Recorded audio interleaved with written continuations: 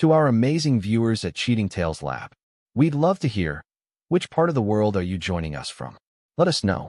Now, let's dive into today's story. Chapter 1. The Perfect Life. Alexander Landry adjusted his tie in the hallway mirror, the morning sunlight streaming through the windows of their suburban home. At 42, he had built what most would consider the perfect life: a successful consulting firm, a beautiful wife, and a son who made him proud every day.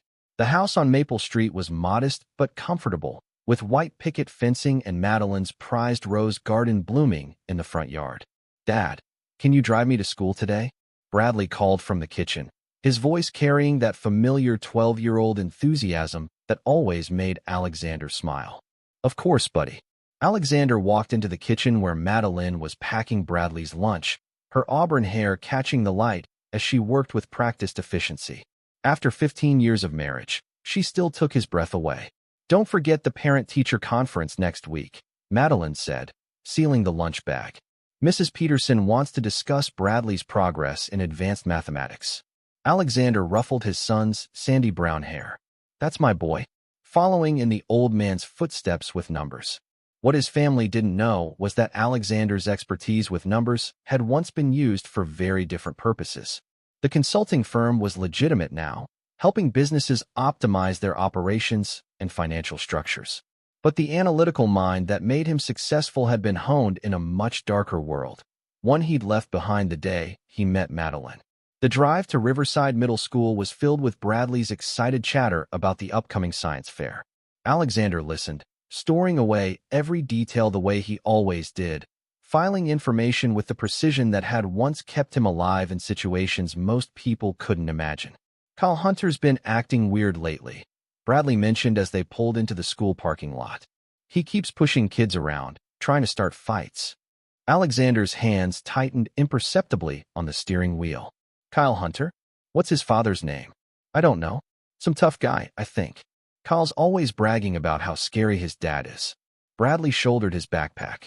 "Don't worry, Dad. I stay away from trouble." "That's good, son. But remember, never let anyone push you around. Stand up for yourself and for others who can't." Alexander watched his son disappear into the school building, pride swelling in his chest. Bradley was everything he'd hoped for: kind, intelligent, brave when it mattered. The complete opposite of the children Alexander had once known in the world he'd escaped. That afternoon, Alexander was reviewing quarterly reports in his downtown office when his phone buzzed. Madeline's name appeared on the screen, but when he answered, her voice was shaky. "Alex, something happened at school. Bradley's in the principal's office." 20 minutes later, Alexander strode through the corridors of Riverside Middle School, his polished shoes echoing against the tile floors. Principal Janet Ross met him outside her office, her expression grave. "Mr. Landry, I'm afraid there was an incident during lunch." Bradley broke another student's arm. Alexander felt the familiar stillness settle over him, the calm that had once preceded violence in his former life. "What happened?" According to witnesses, Kyle Hunter was bullying a younger student, demanding his lunch money. When the boy refused, Kyle shoved him to the ground and started kicking him. Bradley intervened. Through the principal's window, Alexander could see his son sitting in a chair, his shirt torn, a bruise forming on his cheek. But Bradley's eyes were clear and defiant. No regret, no fear. Alexander had never been prouder. "Kyle's arm is broken in 2 places," Principal Ross continued.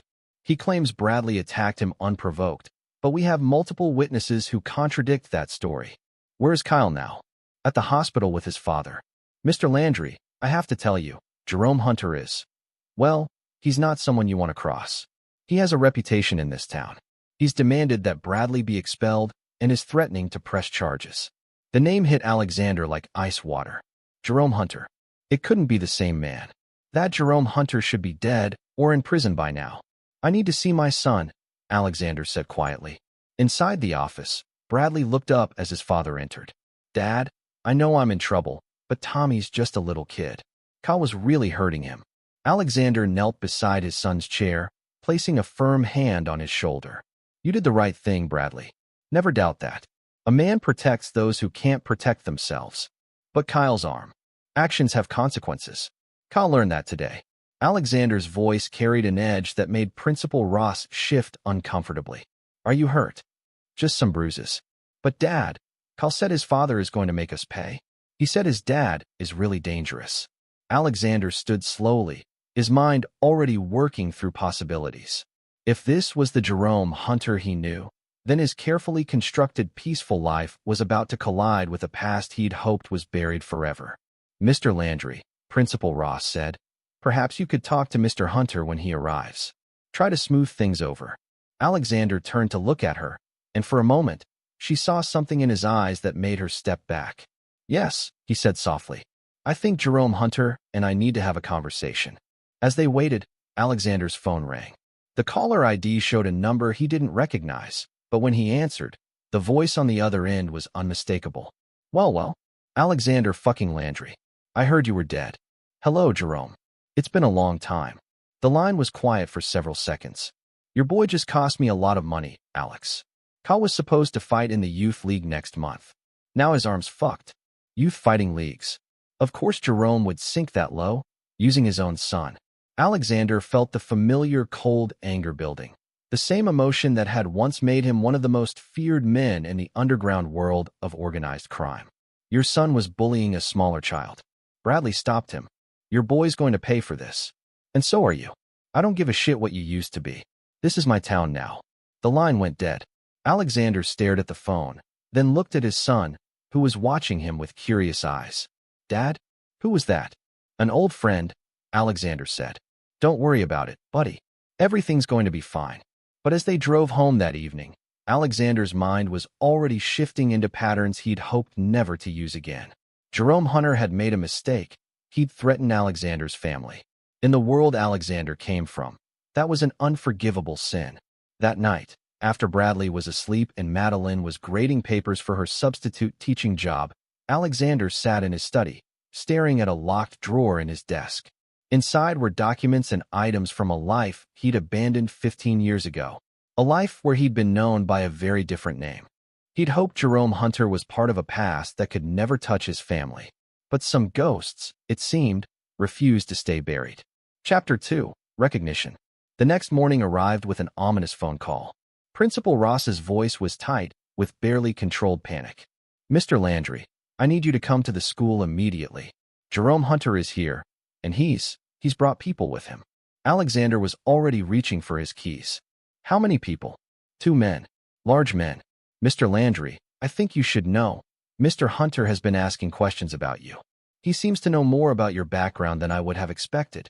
20 minutes later, Alexander pulled into the school parking lot to find a black Escalade with tinted windows parked directly in front of the main entrance.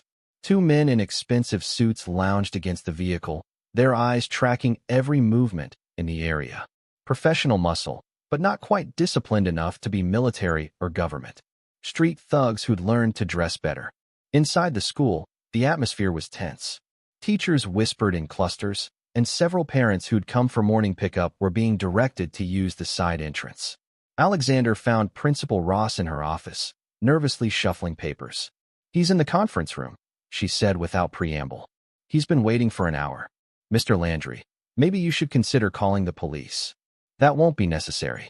Alexander walked down the hallway toward the conference room, each step bringing back memories he'd spent 15 years trying to forget. The weight of concealed weapons, the taste of adrenaline, the careful calculation of exits and advantages. His body remembered things his mind had tried to bury.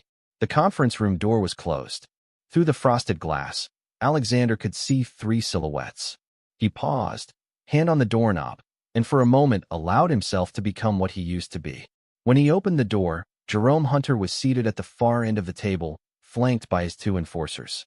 Jerome had aged badly. His face was scarred and weathered, his hair prematurely gray, and there was a hardness in his eyes that came from too many years of violence. But he was still intimidating, still carried himself like a predator. Alexander Landry, Jerome said, not rising from his chair. Or should I call you by your old name? Alex is fine. Alexander closed the door behind him and took a seat directly across from Jerome, ignoring the 2 thugs who shifted nervously. Nice to see you again, Jerome. Is it? Because I'm not feeling particularly friendly right now. Jerome leaned forward, his scarred hands flat on the table. Your boy hurt my son. Broke his arm in 2 places. That kind of injury, it takes time to heal. Time and money. Your son was bullying a smaller child. Bradley stopped him. So I heard. Sounds like you taught him well. But here's the thing, Alex. I don't give a shit about the why. I only care about the what. And what happened is that your boy cost me money. Alexander studied Jerome's face, reading the micro-expressions he'd once used to stay alive. There was something else here, something beyond simple revenge. Jerome was probing, testing. You mentioned youth fighting leagues on the phone. Kyle's 12 years old, Jerome. And he's damn good at it. Takes after his old man. I had big plans for him. Tournaments coming up. Prize money. Now he's out for months, maybe longer. The casual way Jerome discussed using his own son as a commodity confirmed everything Alexander needed to know. This wasn't about fatherly concern or even about Kyle's injury. This was about dominance, territory, and the kind of casual cruelty that defined men like Jerome Hunter. What do you want? Alexander asked. Jerome smiled, and it was a cold thing. I want your boy to learn consequences.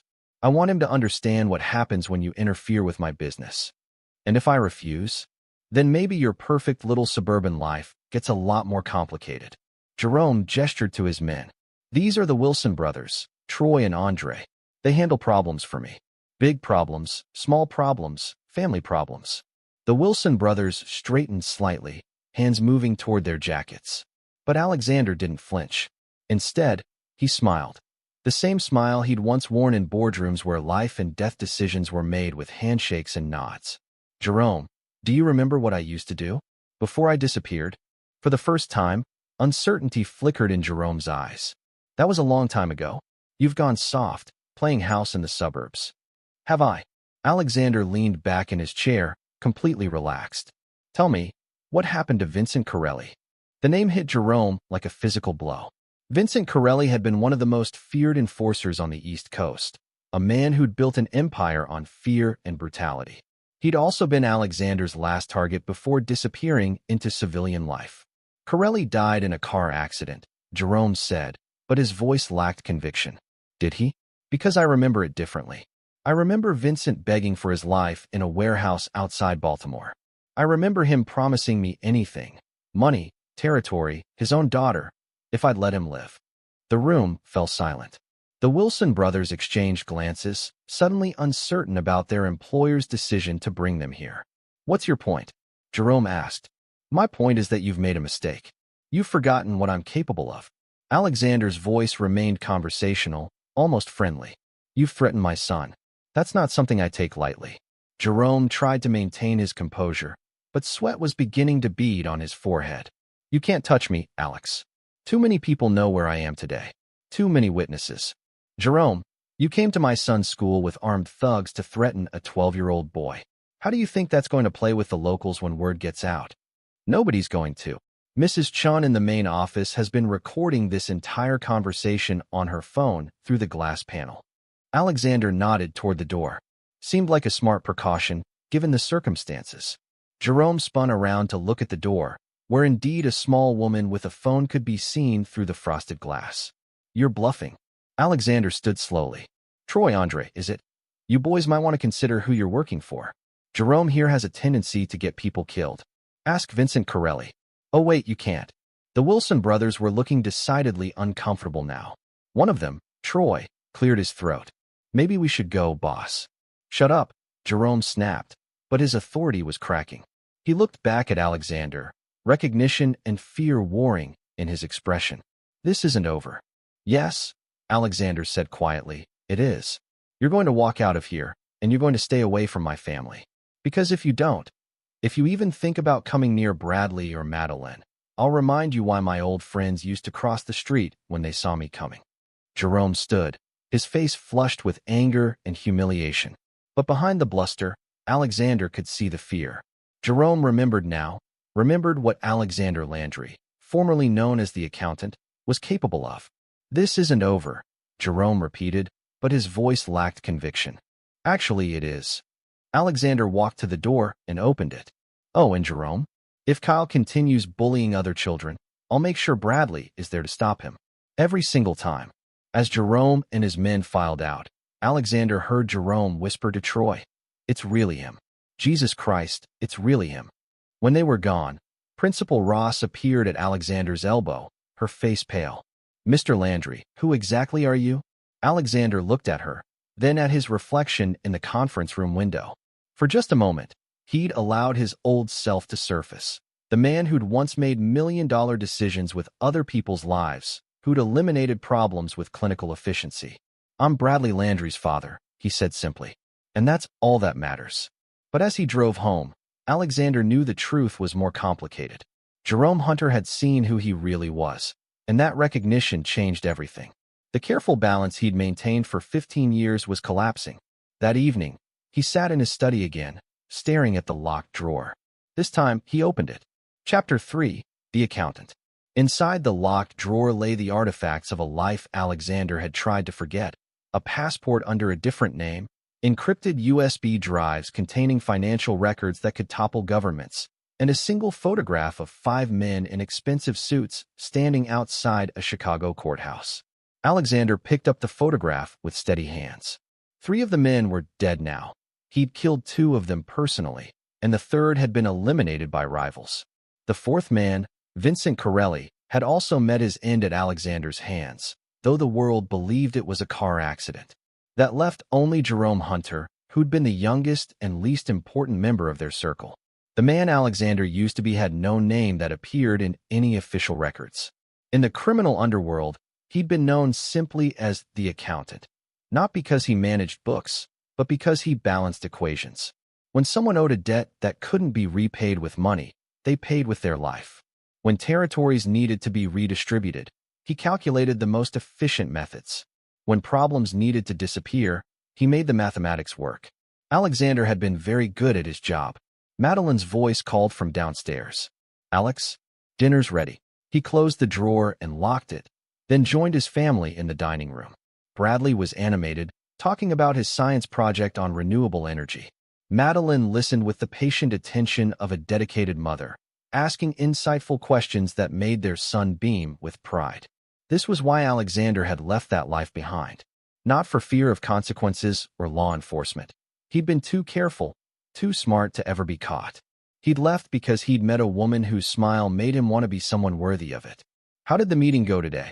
Madeline asked as she served Bradley another helping of pot roast. "It went well. Jerome Hunter won't be bothering us anymore." "Are you sure?" The man sounded very angry on the phone. Alexander reached across the table to squeeze her hand. "I'm sure. Some people are all bluster. When you stand up to them, they fold." It wasn't entirely a lie. Jerome had folded, at least temporarily. But Alexander knew the man well enough to understand that the humiliation wouldn't sit well. Jerome's pride would demand some kind of response, some way to reassert his dominance. After dinner, while Bradley worked on homework and Madeline graded papers, Alexander made a series of phone calls from his study. The first was to Detective Ray Mitchell of the city police, an old friend who'd helped Alexander establish his legitimate identity years ago. "Alex, it's been months since we talked. How's the family?" "They're good, Ray. But I need a favor. I need everything you have on a man named Jerome Hunter." The line was quiet for several seconds. "Jesus, Alex. That's not a name I expected to hear from you. What's your interest in Hunter?" "He threatened my son today." "Shit. Okay, give me an hour." The second call was to a private investigator in Baltimore, a woman named Kara Stewart, who specialized in finding people who didn't want to be found. She owed Alexander several significant favors from his previous life. "I need a full workup on Jerome Hunter," Alexander said without preamble. "Current operations, known associates, financial situation, weaknesses. Everything. How deep do you want me to go?" "All the way down." The third call was the most difficult. It was to a secure number he'd hoped never to use again, a number that connected him to resources and capabilities that existed in the shadows between legitimate and criminal enterprises. "Mr. Smith's office." The voice was professionally neutral, giving nothing away. "This is the accountant. I need to speak with Mr. Smith." After a brief hold, a familiar voice came on the line. "Well, I'll be damned. I heard you were dead." Mr. Smith, whose real name Alexander had never known, ran a network of specialists who handled problems that couldn't be solved through conventional means. He'd been Alexander's primary contact during his active years. "Just retired. But I might need to come back temporarily." "Family problems?" "Something like that." "What do you need?" Intelligence gathering for now. Maybe more later. I'll send you the details. Alexander ended the call and sat back in his leather chair. In less than an hour, he'd activated resources that most people didn't know existed.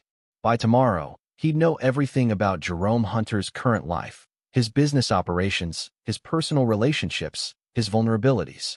The next morning brought the first results. Detective Mitchell called while Alexander was driving to work. Jerome Hunter is bad news, Alex. He runs underground fighting circuits, operates illegal gambling, and has connections to some very serious people. But here's the interesting part. He's been having money troubles lately. Word is he overextended himself on some investments and owes significant money to people you don't want to owe money to. How significant? 7 figures. And his creditors aren't the patient type. This was useful information. A man under financial pressure made mistakes, took unnecessary risks. Kara Stewart's report arrived by encrypted email that afternoon. It was thorough and painted a picture of a man whose small-time criminal empire was built on borrowed money and borrowed time. Jerome operated 3 underground youth fighting leagues across the state, using kids as young as 10 years old. The prize money was substantial, but most of it went to Jerome's creditors rather than the fighters or their families. Kyle Hunter wasn't just Jerome's son, he was one of his primary income sources. The boy had won 17 consecutive matches and was scheduled for a major tournament that would have netted Jerome over $200,000. Bradley's intervention had cost Jerome significantly more than just pride. But the most interesting information came from Mr. Smith's network. Jerome had been desperate enough to reach out to his old contacts in organized crime, trying to borrow money to cover his debts. Most had refused, but one group, the Kozlov organization, had expressed interest. They were scheduled to meet with Jerome tomorrow night. Alexander knew the Kozlovs by reputation. They were efficient, ruthless, and had no patience for excuses or delays. If Jerome was desperate enough to deal with them, his situation was worse than even Kara's report suggested. That evening, Alexander sat down with Madeline after Bradley had gone to bed. "I need to tell you something," he said carefully, "about my past before I met you." Madeline set down her teacup and studied his face. "This is about Jerome Hunter, isn't it? About why he backed down so quickly. How did you? I've been married to you for 15 years, Alex. I know when you're worried, and I know when you're dangerous. Today at school, you were both." Alexander took her hands in his. "The business I ran before we met, it wasn't entirely legal. I did things I'm not proud of. I hurt people. Did you kill anyone?" The directness of the question surprised him, but he'd always been honest with Madeline about everything else. "Yes." She was quiet for a long moment, processing this revelation. "Were they bad people? The ones you killed?" "Yes. They were very bad people." "And Jerome Hunter? Is he a bad person?" "He's using his own son as a fighter in illegal tournaments. He threatened to hurt Bradley. So yes, he's a very bad person." Madeline nodded slowly. "Then I need you to promise me something." "What?" "Promise me that whatever you do to stop him, you'll come home to us. Bradley needs his father. I need my husband." Alexander lifted her hands to his lips and kissed them gently. "I promise." What he didn't tell her was that Jerome Hunter had already made his choice. By threatening Alexander's family, he'd activated something that couldn't be easily contained. The accountant was coming out of retirement, and Jerome Hunter was about to discover that some debts could only be paid in full. Chapter 4: Old Debts. The Kozlov meeting was set for 10 p.m. at a warehouse on the industrial side of town. Alexander arrived 3 hours early, moving through the shadows with the fluid precision of someone who'd spent years navigating dangerous territories. The building was exactly what he'd expected: isolated, multiple exits, and situated in an area where screams wouldn't attract attention. From his position on a neighboring rooftop, Alexander watched as Jerome's black Escalade pulled into the warehouse parking lot. Jerome emerged alone, which surprised Alexander. Either the man was more desperate than expected, or he was stupider. Given Jerome's history, it was probably both. The Kozlovs arrived 15 minutes later in a convoy of 3 black Mercedes sedans. 6 men emerged, all wearing identical dark suits and moving with military precision. Alexander recognized their leader, Dmitry Kozlov, son of the organization's patriarch and a man known for his creative approach to debt collection.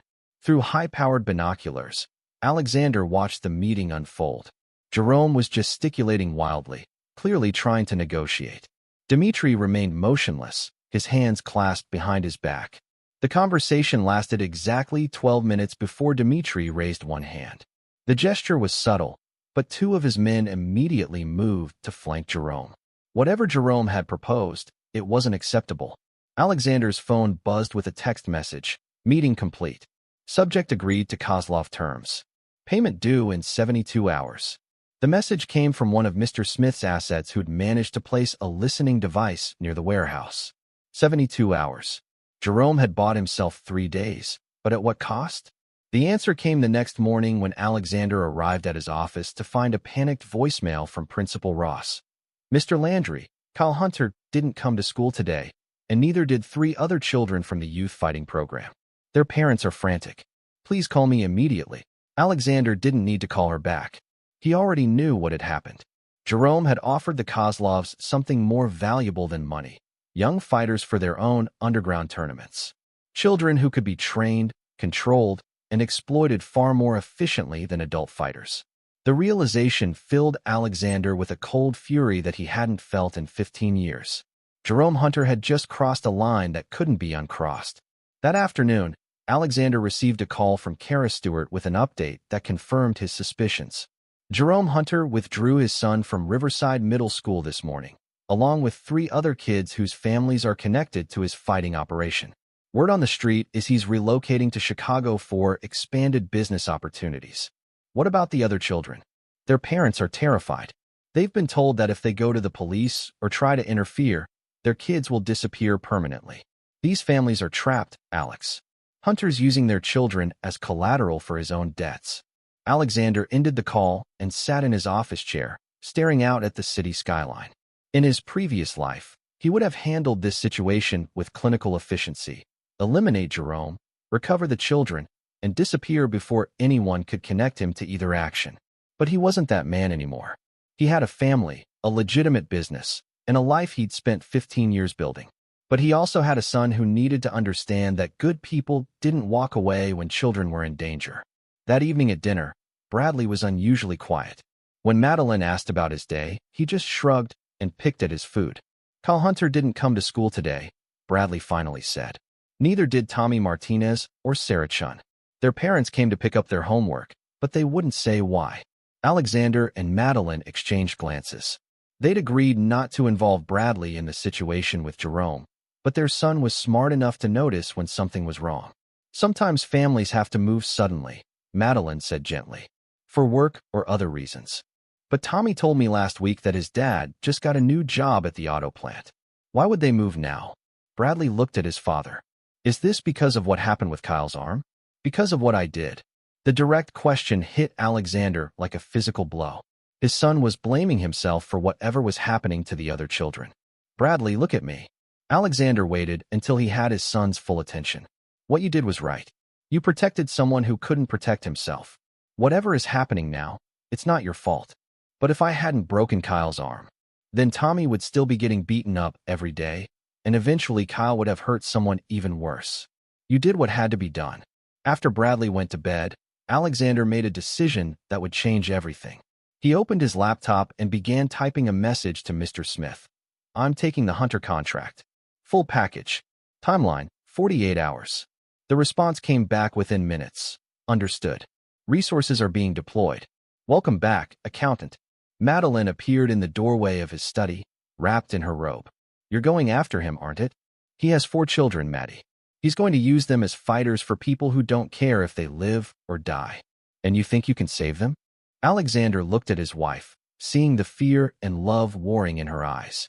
I know I can, but I need you to trust me. And I need you to be ready to disappear if things go wrong.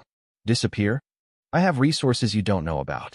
Safe houses, new identities, money that can't be traced. If this goes bad, I can have you and Bradley relocated within 6 hours. Madeline sat down in the chair across from his desk.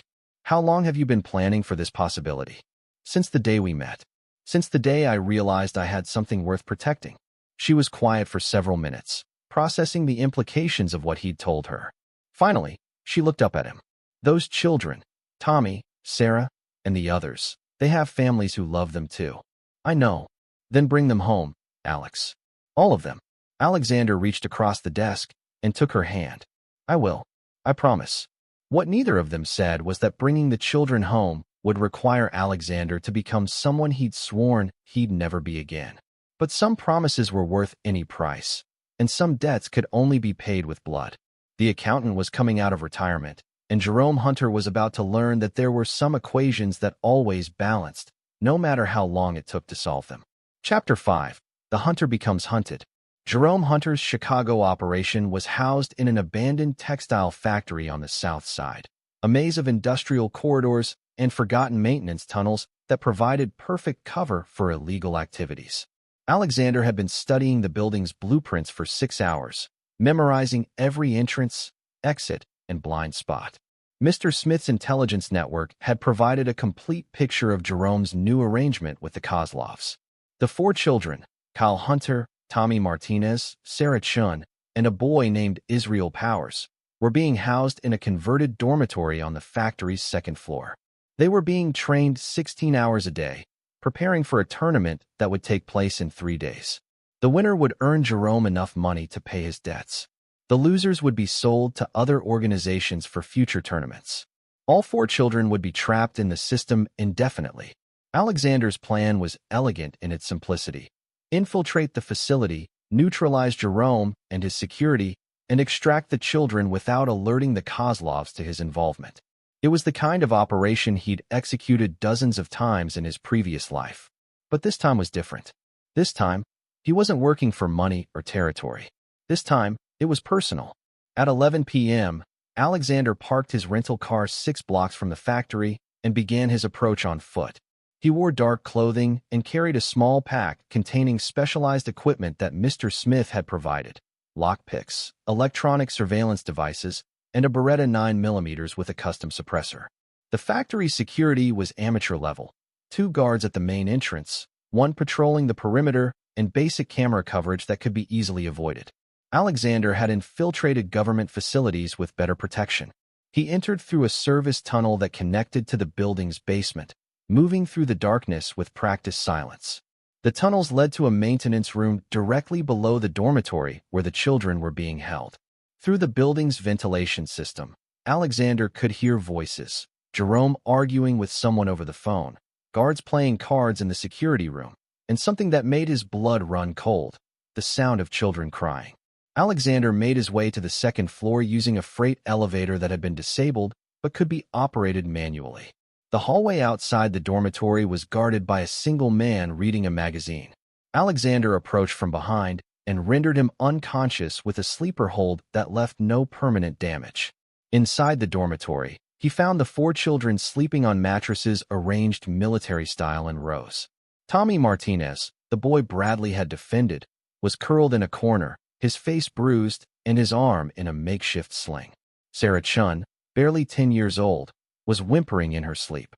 Israel Powers, 13 and the largest of the group, was awake and stared at Alexander with suspicious eyes. "Who are you?" Israel whispered. "I'm here to take you home," Alexander replied quietly. "All of you? You can't. They'll find us. They always find us." Alexander knelt beside the boy's mattress. "My name is Alex Landry. My son is Bradley. He goes to school with some of you. I'm here to end this."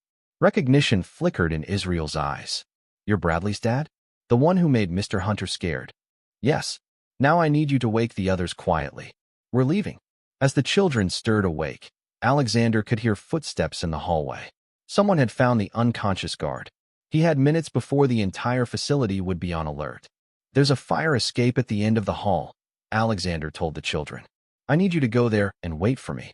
Don't come back no matter what you hear." "What about Kyle?" Tommy whispered. "He's not here. Mr. Hunter keeps him in a different room." Alexander felt his jaw clench. Jerome was keeping his own son separate, probably giving him better treatment while the other children suffered. It was exactly the kind of psychological manipulation that Jerome specialized in. "I'll get Kyle. You 3 get to that fire escape now."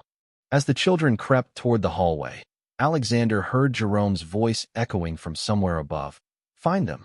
They can't have gotten far."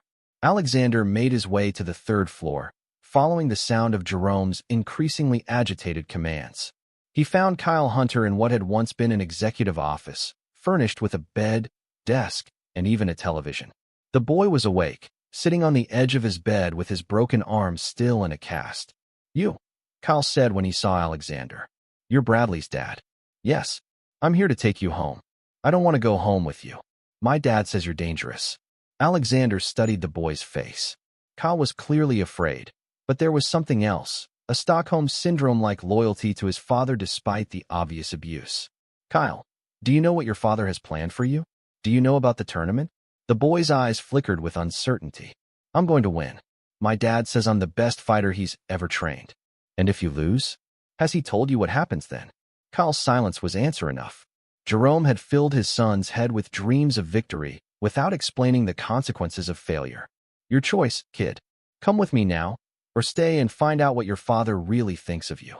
Before Kyle could answer, the door burst open and Jerome Hunter stepped inside, flanked by two armed men. He was holding a pistol pointed directly at Alexander's chest. Well, the famous accountant, breaking into my place of business." Jerome's voice was steady, but Alexander could see the fear in his eyes. "You always were too sentimental for this line of work. Let the children go, Jerome. Your problem is with me. My problem is that you cost me everything." Jerome's composure cracked, spittle flying as he shouted. "Kyle was going to make me rich. That tournament was going to solve all my problems. By sacrificing 4 children to pay your debts? You've sunk lower than I thought possible." Jerome laughed, a harsh sound. "You think you're better than me? How many children died because of the choices you made? How many families were destroyed by your equations?" The accusation hit home, but Alexander didn't flinch. "You're right.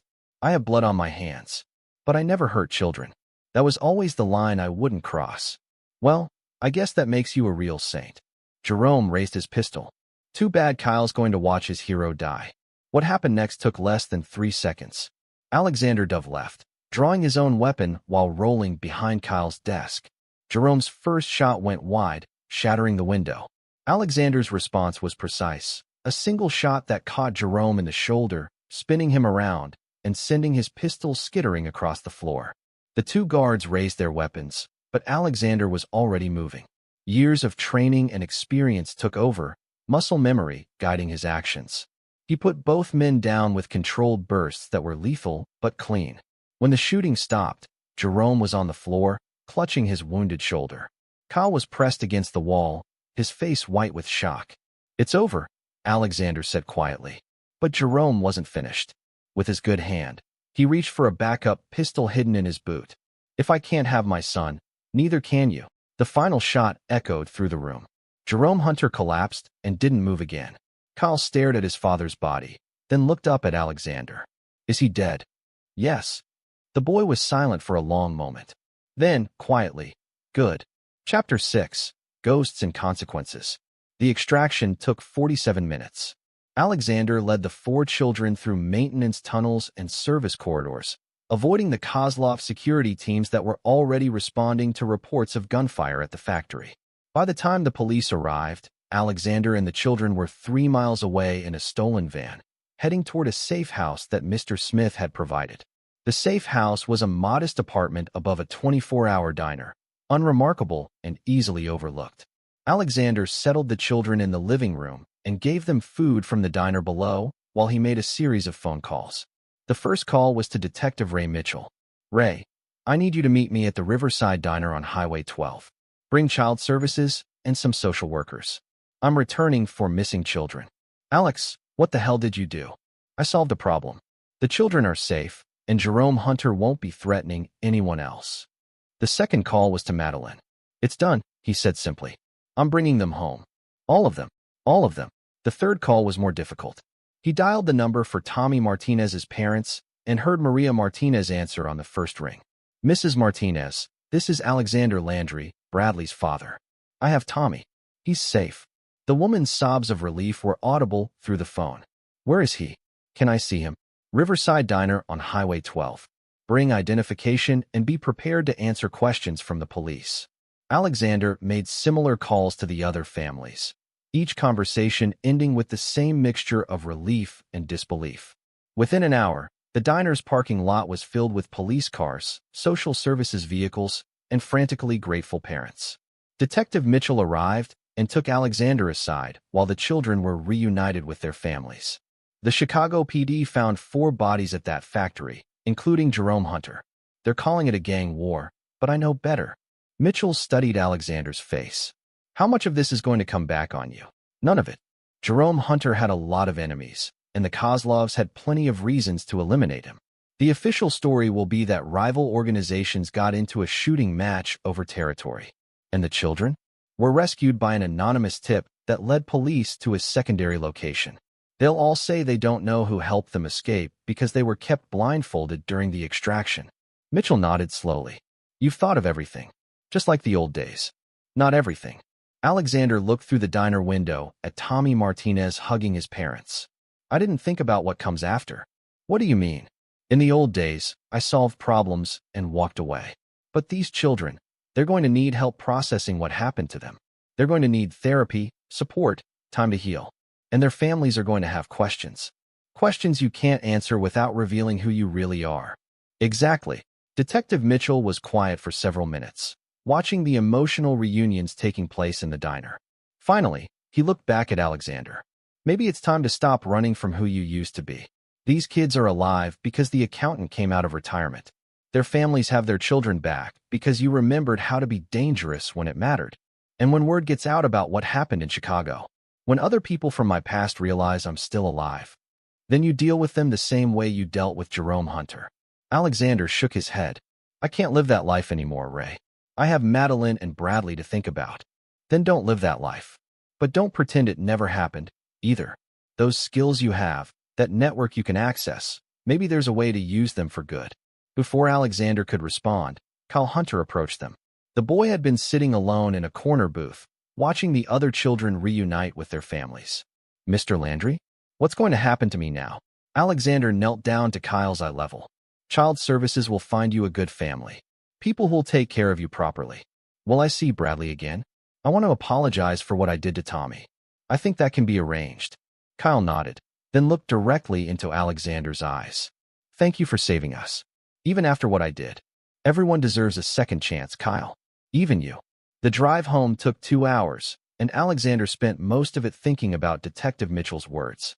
By the time he pulled into his driveway on Maple Street, he'd made a decision that would change everything once again. Madeline and Bradley were waiting for him in the living room. Bradley jumped up when he saw his father, relief evident on his young face. Dad, are you okay? Mom told me you went to help Tommy and the other kids. I'm fine, son. And yes, they're all safe. They're back with their families. Even Kyle. He wanted me to tell you he's sorry for bullying Tommy. Bradley considered this. Is he really sorry? Or is he just saying that because he got in trouble? Alexander smiled at his son's insight. I think he's really sorry. People can change when they understand the consequences of their actions. That night, after Bradley was asleep, Alexander sat with Madeline in their bedroom and told her everything about the factory, the children, and Jerome Hunter's final moments. Are you okay? She asked when he finished. I killed 3 men tonight, Maddie. I should feel something about that. But you don't. No. They were evil people who were hurting children. The world is better without them. Madeline took his hands in hers. Does that scare you? That you don't feel guilty? Alexander considered the question carefully. It scares me that it was so easy to become that person again. For 15 years, I've been Alex Landry, businessman, husband, father. Tonight, I was the accountant. And the transition was seamless. Maybe that's not such a bad thing. Maybe the world needs people who can make the hard choices when children are in danger. What are you saying? I'm saying that Detective Mitchell called while you were gone. He has a proposition for you. Chapter 7. The Reckoning Begins.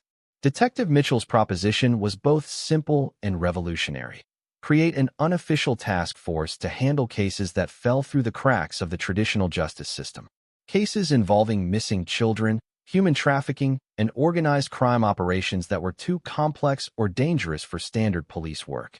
Think of it as consulting. Mitchell explained over coffee at a diner across town from where the children had been reunited with their families. You'd have access to police resources and intelligence, but you'd operate with flexibility that we don't have. Alexander stirred his coffee thoughtfully. And when I have to cross lines that cops can't cross? Officially, I don't know anything about your methods. Unofficially, I care about results. Dead bad guys and rescued victims work for me. This isn't just about Jerome Hunter, is it?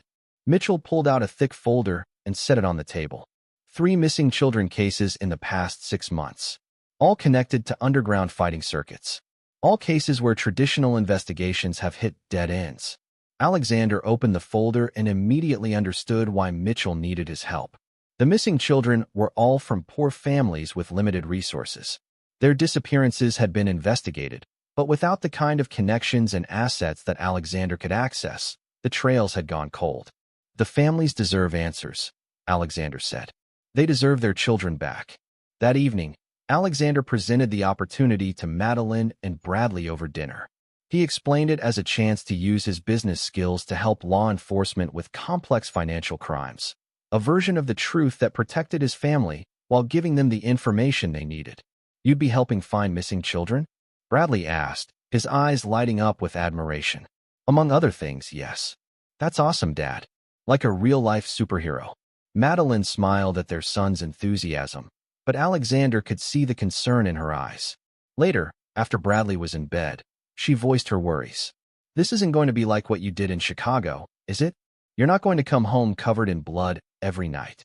Most of the work will be intelligence gathering and investigation. But if it comes down to violence, Alexander paused, choosing his words carefully.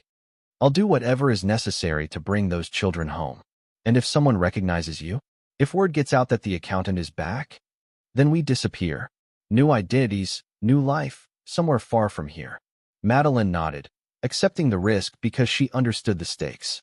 Those children in Chicago, seeing them reunite with their families, it reminded me why I fell in love with you. Because I'm a killer? Because you're a man who will risk everything to protect innocent people. Alexander's first official case came 3 days later. A 12-year-old girl named Alexis Atkins had vanished from a shopping mall in the suburban community of Westfield. The initial investigation suggested a random abduction, but Alexander's review of the case files revealed patterns that the local police had missed. Alexis's disappearance was connected to a network of talent scouts who frequented malls and schools, looking for children with specific physical characteristics. These scouts worked for organizations that supplied young fighters to underground tournaments across the country. Using resources from Mr. Smith's network, Alexander traced the scouts to a front company called Athletic Development Solutions, which claimed to train young athletes for competitive sports. The company's real purpose was acquiring and conditioning children for illegal fighting circuits. The investigation led Alexander to a compound outside the city where Athletic Development Solutions operated a training facility disguised as a boarding school. Satellite imagery showed security measures that were far more extensive than any legitimate school would require. Multiple guard posts, razor wire fencing, and electronic surveillance systems. Alexander spent 2 days conducting reconnaissance, mapping the facility's vulnerabilities and identifying the location where the children were likely being held. What he found disturbed him even more than Jerome Hunter's operation had. The compound housed over 30 children, ranging in age from 8 to 16. They were kept in dormitory-style barracks and subjected to brutal training regimens designed to turn them into fighters. The children who showed promise were groomed for high-stakes tournaments. Those who didn't were sold to other organizations or simply disappeared. Unlike the improvised operation that Jerome Hunter had been running, this was a sophisticated business with connections to international crime syndicates. Taking it down would require more than a single-person infiltration. Alexander called Detective Mitchell with his findings. "We need a full tactical team," Alexander said. "This isn't a warehouse with a handful of guards. This is a fortress. I can't authorize that kind of operation based on your intelligence alone. We need evidence that will hold up in court. Then we need to get someone inside. You volunteering?" Alexander considered the risks. The compound's security was designed to detect and eliminate threats. If he were caught, it wouldn't just mean his own death, it would expose his family to retaliation from the organization. But 30 children were being held prisoner, and Alexis Atkins was somewhere among them. "I'll need 48 hours to prepare," Alexander said. "What kind of preparation?" "The kind that ensures I come home to my family." That night, Alexander opened the locked drawer in his study one more time. But instead of just looking at the artifacts of his former life, he began preparing to use them. The accountant was going back to work, and this time, He wasn't just balancing equations. He was going to war. Chapter 8. Inside the Fortress. Alexander's infiltration plan relied on a fundamental truth about criminal organizations. They were always looking for new talent, and they rarely questioned a profitable opportunity when it was presented correctly. Using forged credentials provided by Mr. Smith's network, Alexander posed as Marcus Webb, a wealthy businessman looking to invest in alternative athletic programs for underprivileged youth. His cover story was simple. He wanted to identify promising young fighters and sponsor them in legitimate competitions. The meeting was arranged through intermediaries, and Alexander found himself sitting across from Dr. Clinton Spence, the man who ran Athletic Development Solutions.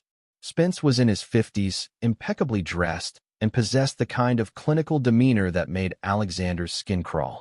"Mr. Webb, your interest in youth athletics is commendable," Spence said as they toured the facility's public areas. "But I should clarify that our program is quite intensive. Not all parents understand the level of commitment required." "I appreciate programs that demand excellence," Alexander replied.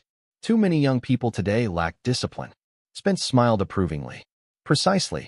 Our students learn that success requires sacrifice, sometimes significant sacrifice." The tour included the facility's training areas, dining hall, and administration building. Everything was clean, well-maintained, and designed to impress potential investors. But Alexander noticed details that confirmed his worst fears: reinforced doors, security cameras positioned to eliminate blind spots, and staff members who moved with the controlled alertness of professional guards. "I'd like to see your students in action," Alexander said. "Perhaps observe a training session?" "Of course. We have a demonstration scheduled for this evening. I think you'll find it quite impressive." The demonstration took place in a gymnasium that had been converted into a fighting arena. Bleachers surrounded a central mat where children as young as 10 years old engaged in full-contact combat, while adults placed bets on the outcomes. Alexander watched in controlled fury as a girl who couldn't have been older than 12 systematically destroyed a boy her own age.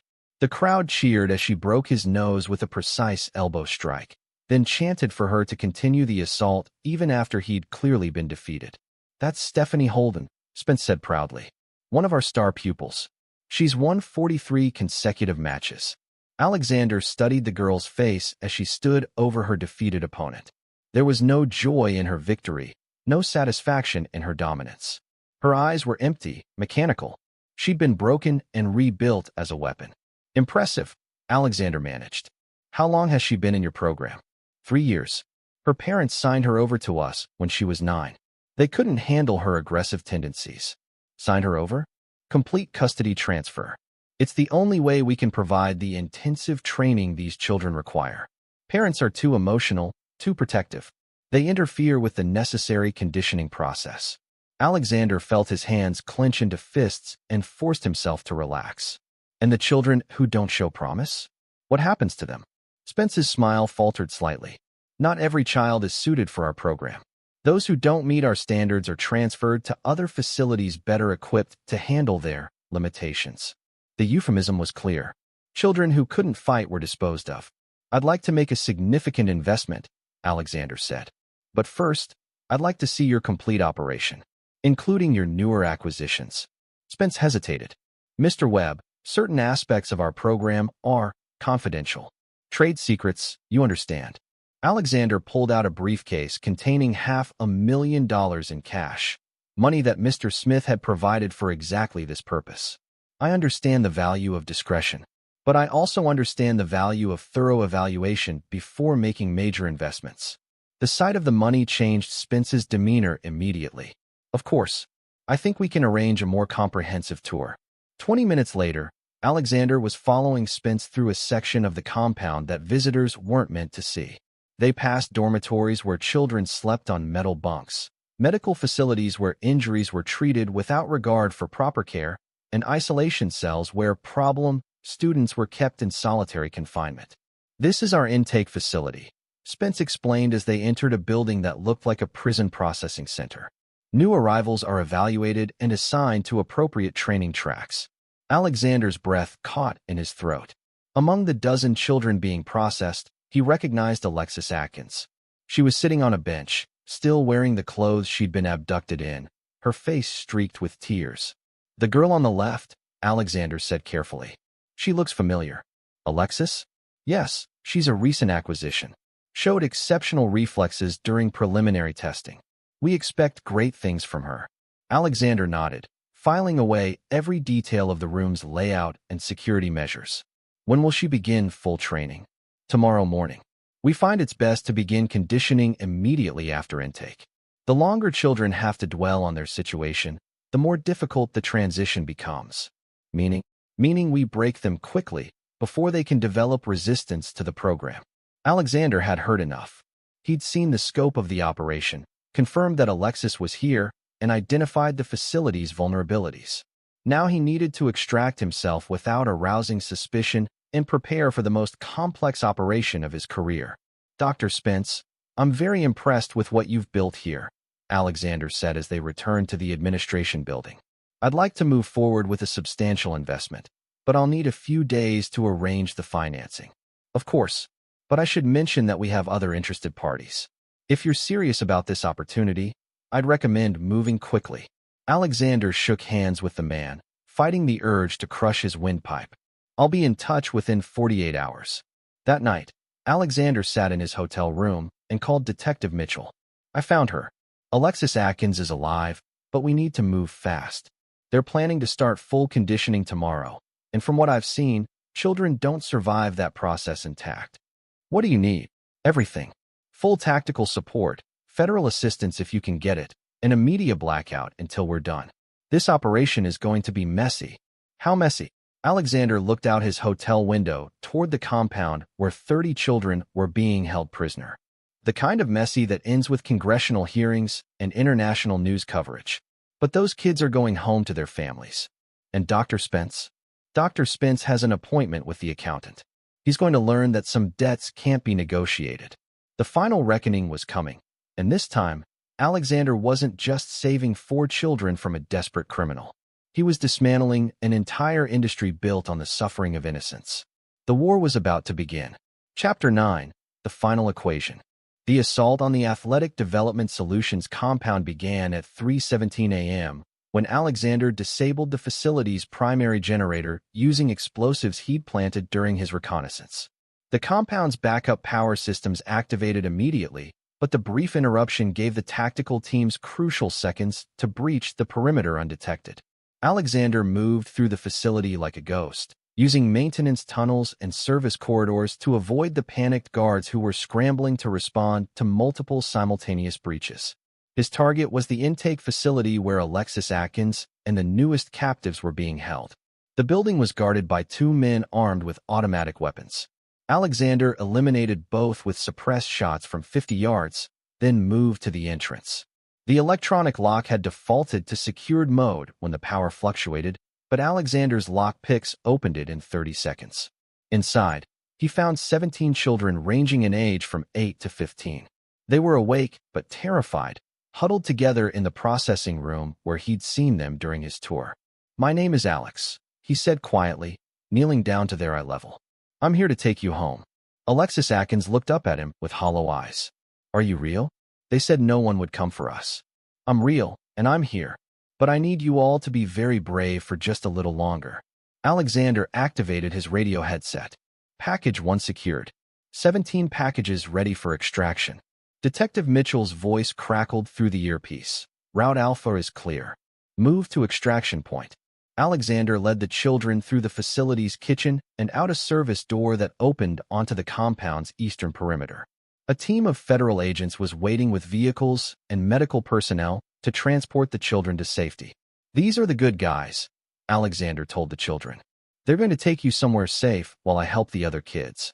As the vehicles pulled away, Alexander turned back toward the main compound. Phase 1 was complete, but 30 more children were still trapped in the dormitories and training facilities. The assault on the main compound was more challenging. Dr. Spence had activated the facility's lockdown protocols, sealing the dormitories and barricading himself in the administration building with his senior staff. The tactical teams were engaged in room-to-room fighting with the compound's security force. Alexander bypassed the main battle entirely, using his knowledge of the facility's layout to access the dormitory complex through a forgotten maintenance tunnel that connected to the building's basement. The children were locked in their rooms, but the electronic security system had reverted to manual operation after the power surge. He found Stephanie Holden, the girl who dominated the fighting demonstration, sitting alone in a cell-like room. She looked up when he opened the door, her empty eyes showing a flicker of recognition. "You were watching me fight," she said. "Yes, but that's over now. You're going home." "I don't have a home. Dr. Spence says my parents gave me away because I was bad." Alexander knelt beside her bed. "Dr. Spence lied to you. Your parents have been looking for you for 3 years. They never stopped hoping you'd come home."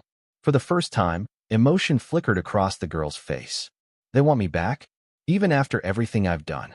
Especially after everything you've done. You survived, Stephanie. You're stronger than they ever imagined possible." One by one, Alexander opened the dormitory doors and led the children toward the extraction point. Some were catatonic with fear, others were aggressive and suspicious, and a few were so broken by their conditioning that they begged him not to take them away from the only life they remembered. But they all came with him, because deep down, beneath the trauma and conditioning, they were still children who wanted to go home. The battle for the administration building was brief but decisive. Dr. Spence and his staff had barricaded themselves in his office, but they were academics and businessmen, not soldiers. When the tactical team breached their barricade, they surrendered immediately. Alexander found Dr. Spence sitting behind his desk, still wearing his expensive suit, but looking far less composed than during their meeting. "Mr. Webb," Spence said with forced calm, "I assume this raid is connected to your visit yesterday. My name isn't Webb, and yes, this is connected to our conversation." "Who are you?" Alexander removed his tactical mask and looked directly into Spence's eyes. "I'm someone who balances equations. You've been taking children from their families for years, turning them into weapons, destroying their lives for profit. Tonight, we balance that equation." Spence's composure cracked. "You don't understand the work we do here. These children come from broken homes, abusive situations. We gave them purpose, discipline, a chance to be something special. You turn them into slaves and gladiators. I turn them into warriors." Alexander pulled out his sidearm and placed it on the desk between them. "Dr. Spence, you have a choice. You can cooperate with the federal investigation, provide names and locations of everyone connected to this operation, and spend the rest of your life in prison. Or what? Or I solve this equation permanently, right now." Spence stared at the weapon, sweat beading on his forehead. "You're bluffing. You're working with law enforcement. You can't just murder me." "Can't I?" asked Jerome Hunter about my commitment to protecting children. The name hit home. Spence's eyes widened with recognition and fear. "You're him. The accountant. Jesus Christ, you're really him." "I'm really him. So I'll ask again, cooperation or permanent solution?" "I'll cooperate. I'll tell you everything." The operation concluded at dawn. 47 children were rescued from the compound. 17 federal agents and local police were treated for minor injuries, and Dr. Clinton Spence was taken into custody along with his entire staff. The intelligence that Spence provided under interrogation led to coordinated raids across 6 states, dismantling a network that had been trafficking children for over a decade. By the end of the week, more than 200 children had been rescued and returned to their families. Alexander watched the final reunion from his car parked across the street from the federal building. Alexis Atkins was running into her parents' arms, her mother crying as she held her daughter for the first time in 3 weeks. Similar scenes were playing out across the country as other families were made whole again. Detective Mitchell approached Alexander's car and tapped on the window. "The feds want to offer you a position," Mitchell said. "Full federal authority, unlimited resources, your own task force. They're calling it the Special Victims Recovery Unit. And if I say no, then you go back to your consulting business and your suburban life and pretend none of this ever happened." Alexander looked back at the reunion scene, then at a photo of Bradley and Madeline that he kept on his dashboard. "What does my family think about it? Why don't you ask them?" Alexander turned to see Madeline and Bradley walking toward his car. Bradley was carrying a newspaper with a headline that read, "Mysterious Hero Saves Dozens of Children." "Dad," Bradley ran to the car as Alexander got out. "You're famous. Well, kind of famous. The paper doesn't have your real name, but I know it's you." Madeline reached them and looked into Alexander's eyes. "How do you feel?" "Like I finally found the right equation," Alexander replied. "For the first time in my life, the math works out perfectly. Then I think we have our answer." 3 months later, Alexander Landry opened the doors of the Special Victims Recovery Unit, housed in a nondescript office building downtown. The brass nameplate on his desk read Director, but his team knew him by a different title, the man who brought children home. His first case file was already waiting. 8 missing children, all connected to an illegal adoption ring operating out of Mexico. The preliminary intelligence suggested it would be complicated, dangerous, and require the kind of resources that only the accountant could access. Alexander opened the file, studied the photographs of 8 young faces, and reached for his secure phone to call Mr. Smith. Some equations, he'd learned, were worth solving no matter what the cost. And some debts could only be paid by bringing children home to the people who loved them. The accountant was back in business, and this time, he was working for the right side of the ledger. This is where our story comes to an end. Share your thoughts in the comments section. Thanks for your time. If you enjoy this story, please subscribe to this channel. Click on the video you see on the screen, and I will see you there. Did you enjoy my story? What a journey it has been. I truly wonder, what would you have done if you were in my shoes? Would you have chosen silence to keep the peace, or would you have done what I did to reclaim your dignity? Let's meet in the comments below. I'm so curious to hear your thoughts. I'm reading every single one. Which city are you listening from tonight? If my story resonated with you, you can support me and help me bring more stories like this to the world by sending a super thanks. Your sweet support means the world to me and allows me to continue this journey with all of you. On the screen now, you can see 2 new life stories that I highly recommend you watch next. There are so many more on my channel, each with its own lessons and triumphs. Don't forget to subscribe and click the notification bell so you never miss a new chapter. Thank you for being here with me. Until the next story, with love and respect.